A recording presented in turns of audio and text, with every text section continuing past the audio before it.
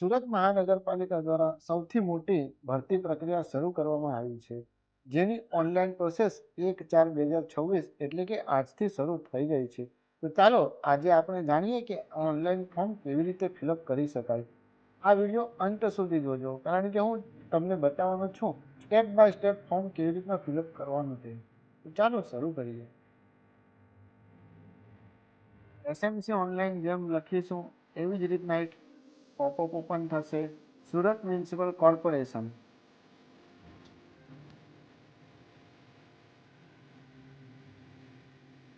આ વેબસાઇટ પર આપણે જઈને રિક્રુટમેન્ટ અને ન્યૂનું એક ઓપ્શન આપેલું છે, ત્યાં ક્લિક કરીશું. ઓનલાઈન રિક્રુટમેન્ટ પોર્ટલ પર ક્લિક કરીશું એટલે અલગથી એક ટેબ ઓપન થશે, જેની અંદર આપણને તમામ પ્રક્રિયા જે છે, જેટલી કેડરમાં ભરતી કરવાની છે એસએમસી, એનું લિસ્ટ મળશે. હવે આપણે પ્રથમ કરીશું યુઝર રજિસ્ટ્રેશન. આ કમ્પલસરી યુઝર રજિસ્ટ્રેશન કરવું કમ્પલસરી છે, જે ઈમેલ આઈડી અને મોબાઈલ નંબર થ્રુ કરી શકાય છે. અહીં મારે મારો ઈમેલ આઈડી અને મોબાઈલ નંબર આપવો કમ્પલસરી છે. ત્યારબાદ કેપ્ચા કોડ નાખીશું એટલે મારા રજિસ્ટર્ડ મોબાઈલ પર એક ઓટીપી જશે. એ ઓટીપીને અહીં મારે ફિલઅપ કરવાનું છે. ઓટીપી ફિલઅપ કર્યા બાદ વેરીફાઈ ઓટીપી કરવાનો છે. જેવી જ રીતના વેરીફાઈ ઓટીપી કરીશ એટલે એક પોપઅપ ઓપન થશે, જેની અંદર મારે મારું ફર્સ્ટ નેમ, લાસ્ટ નેમ અને પાસવર્ડ ક્રિએટ કરવાનો છે. પાસવર્ડ ક્રિએટ કરીશ એટલે મને સક્સેસફુલનો મેસેજ આવશે. નામ, registered mobile number, registered email ID, આના દ્વારા મારે લોગિન કરવાનું છે. જેવી જ રીતના હું લોગિન કરીશ તો પર્સનલ ડિટેલની માહિતી મને અહીં ફિલઅપ કરવાની છે, જેમાં first name, middle name, last name અને જેન્ડર મારે અહીં સિલેક્ટ કરવાનું છે. ડેટ ઓફ બર્થ અહીં મારે ફિલઅપ કરવાની છે. મારે આધાર કાર્ડ નંબર અહીં ફિલઅપ કરવાનો છે.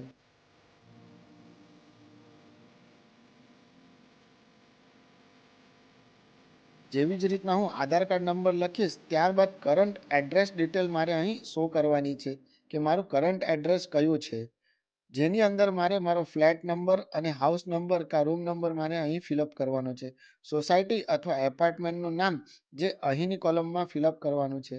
એડ્રેસ અહીં ફિલઅપ કરવાનું છે અને મારા એરિયાનું જે નામ છે તે અહીં લખવાનું છે. નજીકની અંદર જાણીતી કોઈ જગ્યા હોય તો તમે લેન્ડમાર્કની અંદર લખી શકો છો. તમારી એરિયાનો પિનકોડ નંબર તમારે અહીં કમ્પલસરી લખવાનો છે. તમે કયા સ્ટેટથી બિલોંગ કરો છો, કયા રાજ્યથી આવો છો, તે અહીં તમારે ફિલઅપ કરવાનું છે કે તમારું રાજ્ય કયું છે. સિટી તમારું કયું છે તે અહીં ફિલઅપ કરવાનું છે. ડિસ્ટ્રિક્ટ તમારું કયું છે તે અહીં લખવાનું છે.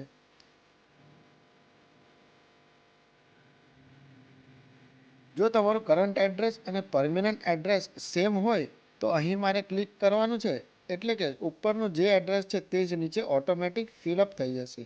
હવે મને કઈ કઈ લેંગ્વેજનું નોલેજ છે તે અહીં મારે લખવાનું છે. જો હું હિન્દી, ઇંગ્લિશ અને ગુજરાતી લખી શકું છું, વાંચી શકું છું અને બોલી શકું છું, આ ત્રણ વસ્તુ જો કરી શકતો હોઉં તો મારે અહીં બધા પર ટીક કરવાનું છે. પણ જો હું ઇંગ્લિશ બોલી ન શકતો હોઉં તો મારે સ્પીક ઇંગ્લિશની અંદર ટીક કાઢી નાખવાની છે અને અપડેટ પ્રોફાઇલ પર ક્લિક કરવાનું છે. અપડેટ પ્રોફાઇલ મારી સક્સેસફુલી સેવ થઈ ગઈ છે. હવે આપણે જોઈએ કરંટ એડ્રેસ અને પરમેનન્ટ એડ્રેસ પણ સક્સેસફુલી સેવ થઈ ગયું છે. My application end current recruitment પર ક્લિક કરીને આગળ વધવાનું છે. અહીં એક રેડ માર્કમાં આવ્યું, રીએપ્લાય કરતા અગાઉનું ફોર્મ કેન્સલ થઈ જશે તથા ભરેલ ફી રિફંડ મળવાપાત્ર રહેશે નહીં, જેની નોંધ લેવી. એસએમસીની તમામ કેડર અહીં આપણને શો થાય છે, પણ મારે કઈ કેડરમાં ભરવું છે એ મારે જોવું પડશે. મારે જે કેડરમાં ભરવું હોય એને સિલેક્ટ કરવું પડશે. હું ક્લાર્કના માટે ફોર્મ ભરું છું, જેની તારીખ 1/4/2026થી 11 વાગ્યાથી લઈને 15/4/2026 રાત્રે 11 વાગ્યા સુધી હું ફોર્મ ભરી શકું છું. અહીં એપ્લાય પર ક્લિક કરીશું એટલે નવી ટેબ ઓપન થશે, જેની અંદર મારે પ્રથમ personal detail, education qualification, experience detail અને ડોક્યુમેન્ટ ડિટેલ, આ તમામ વસ્તુ અહીંયા ફિલઅપ કરવાની છે. હું મારી એપ્લિકેશન ક્લાર્ક માટે ભરી રહ્યો છું, જે અહીંયા શો થઈ રહ્યું છે. પ્રથમ મારે પોતાનું નામ લખવાનું છે, મારા ફાધરનું નામ અથવા હસબન્ડનું નામ લખવાનું છે. ત્યારબાદ અટક અને પરમેનન્ટ એડ્રેસ અને પ્રેઝન્ટ એડ્રેસ આ સેમ હોય તો અહીં સિલેક્ટ કરવાનું છે. ત્યારબાદ અહીં આપણે એક વખત રીચેકિંગ કરવાનું છે કે જો મારો સ્ટેટ બરાબર લખાયું છે.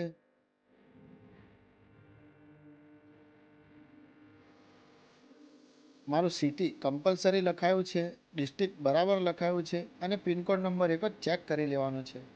ત્યારબાદ મારે વોટ્સઅપ નંબર અહીં લખવાનો છે, જેના કારણે કોઈ પણ કોમ્યુનિકેશન વોટ્સઅપ પર પણ થઈ શકે. બ્લડ ગ્રુપ અહીં લખવાનું છે. મારી ડેટ ઓફ બર્થ અહીં ફિલઅપ કરવાની છે. જો તમારી પાસે વોટર આઈડી કાર્ડ હોય તો તમે લખી શકો છો. કેટેગરી SEBC, જો કેટેગરીમાં તમે ભરો છો તો SEBC સિલેક્ટ કરશો એટલે નોન ક્રિમિનલ સર્ટિફિકેટની ઇસ્યુ ડેટ અહીં તમારે લખવાની છે અને નોન ક્રિમિલિયર સર્ટિફિકેટનો નંબર લખવાનો છે. જો જનરલમાં ભરીશ તો આ ઓપ્શન હાઇડ થઈ જશે. ઓનલી ફોર હાઇટ અને વેટ લખીને હું આગળ વધી શકું છું. ડ્રાઇવિંગ લાયસન્સ નંબર કમ્પલસરી નથી લખવાનો. જો હોય તો લખી શકો છો પણ કમ્પલસરી નથી.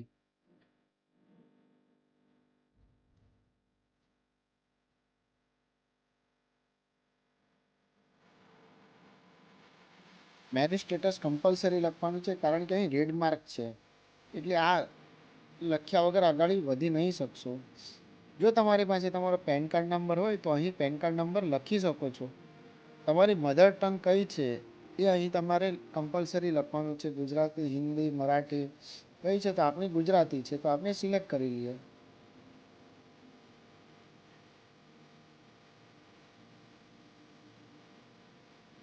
ત્યારબાદ સેવ એન્ડ ડ્રાફ્ટ પર આપણે ક્લિક કરીશું એટલે નેક્સ્ટ સ્ટેપમાં આપણે એન્ટર થઈ જઈશું. અહીં આપણે સિટી લખવાનું ભૂલી ગયા હતા.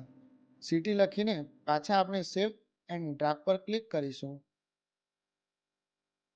કોઈ પણ એરર હશે તો તમને ફોર્મ આગળ નહીં લઈ જવા દે.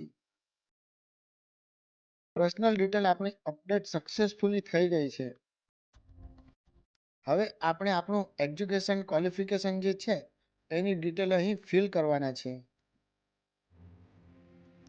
જે કોઈ પણ ક્વોલિફિકેશન અને એજ્યુકેશન તમારું હોય, યુનિવર્સિટી હોય, પાસિંગ યર હોય, આ તમામની માહિતી તમારે અહીં એન્ટર કરવાની છે અને ત્યારબાદ એડ ક્વોલિફિકેશન પર ક્લિક કરવાનું છે. જેવા એડ ક્વોલિફિકેશન પર ક્લિક કરીશું એટલે તમામ ડિટેલ આપણને નીચે શો થશે. એ ડિટેલને તમે અપડેટ પણ કરી શકો છો અને ડિલીટ પણ કરી શકો છો. જો એવું લાગે કે ભૂલ થઈ ગઈ છે તો અપડેટ કરી શકો છો. સેવ એન્ડ ડ્રાફ્ટ પર ક્લિક કરીશું એટલે એજ્યુકેશન ક્વોલિફિકેશન ડિટેલ સેવ થઈ જશે. ત્યારબાદ આવશે એક્સપિરિયન્સ ડિટેલ. અહીં પણ આપણે તમામ વિગત આપણે જે કોઈ પણ એક્સપિરિયન્સ છે તે અહીં લખવાનો છે અને ત્યારબાદ એડ એક્સપિરિયન્સ પર ક્લિક કરીશું એટલે એની પણ ડિટેલ આપણને નીચેની કોલમ પર શો થઈ જશે.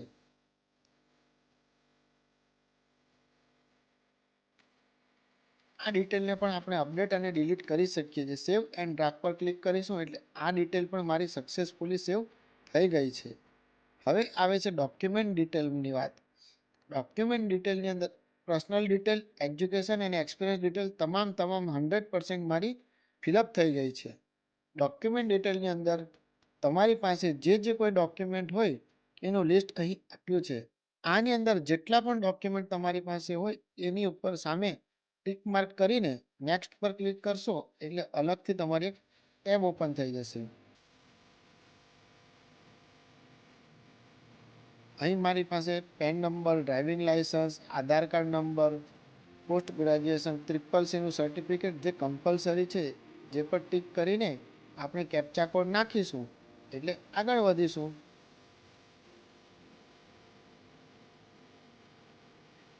અહીં એક નોંધ આપવામાં આવી છે. અરજી આ વેબસાઇટ ઉપર ફરજિયાત કન્ફર્મ અને ફી ભર્યા બાદ જ માન્ય ગણાશે. આ અરજી તમારી કન્ફર્મ કરશો અને ફી ભરશો તો જ માન્ય ગણાશે, ત્યાં સુધી આ માન્ય ગણાશે નહીં. હવે આપણે સબમિટ એપ્લિકેશન પર ક્લિક કરીશું. જો તમારી પાસે બર્થ સર્ટિફિકેટ નહીં હોય અને સ્કૂલ લિવિંગ સર્ટિફિકેટ હોય તો તમારે સ્કૂલ લિવિંગ સર્ટિફિકેટ પર જ ટિક કરવાનું છે. બર્થ સર્ટિફિકેટ પરથી ટિક હટાવી લેવાનું છે.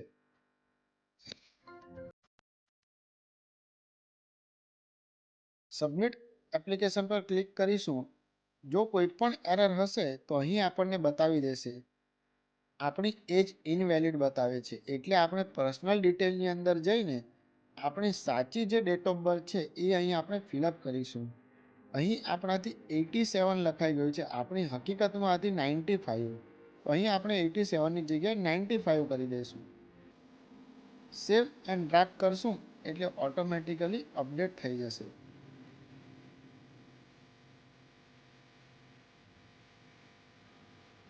હવે આપણે પાછા જઈશું ડોક્યુમેન્ટ ડિટેલમાં, નીચે કેપ્ચા કોડ નાખીશું અને સબમિટ એપ્લિકેશન પર ક્લિક કરીશું. જેવું સબમિટ એપ્લિકેશન પર ક્લિક કરીશું એટલે અપલોડ ફોટો એન્ડ સિગ્નેચરનું એક પોપઅપ ઓપન થઈ જશે, જેની અંદર મારે મારો ફોટો જેપીજીની અંદર અથવા તો પીએનજી ફોર્મેટમાં જ અપલોડ કરવાનો છે. ફોટાનું માપ જે છે તે અહીં આપણને સ્ક્રીન પર દેખાય છે. સિગ્નેચરનું માપ પણ અહીં સ્ક્રીન પર દેખાય છે. સિગ્નેચર માટે સફેદ કાગળ ઉપર કાળા અથવા બ્લુ કલરમાં જ સહી કરવાની છે, જેને સ્કેન કરીને જેપીજી અને પીએનજી ફોર્મેટમાં અપલોડ કરવાનું છે. ચાલો અહીં આપણે અપલોડ કરી દઈએ અને ત્યારબાદ અપલોડ પર ક્લિક કરીશું. અપલોડ પર ક્લિક કરીશું એટલે આપણું ફોર્મ ઓપન થઈ જશે, જેની ટોટલી ડિટેલ આપણને અહીં દેખાવામાં આવશે. જે મારા સર્ટિફિકેટ મેં સિલેક્ટ કર્યા છે એની ડિટેલ અહીં મને દેખાઈ જશે. ત્યારબાદ કન્ફર્મ એપ્લિકેશન કરીશ એટલે એક પોપઅપ ઓપન થશે અને મારે જેટલી ફી પે કરવાની છે એ આપણને શો થશે. પ્રોસીડ એન્ડ પે પર ક્લિક કરીશું એટલે આપણને કયા કયા માધ્યમથી આપણે પેમેન્ટ કરી શકીએ, credit card, net banking, UPI, તો આપણે યુપીઆઈ સિલેક્ટ કરીશું. સો ક્યુઆર એટલે આપણને ક્યુઆર ઓપન થશે. આ ક્યુઆર દ્વારા હું મારું પેમેન્ટ કરી શકીશ અને જેવું પેમેન્ટ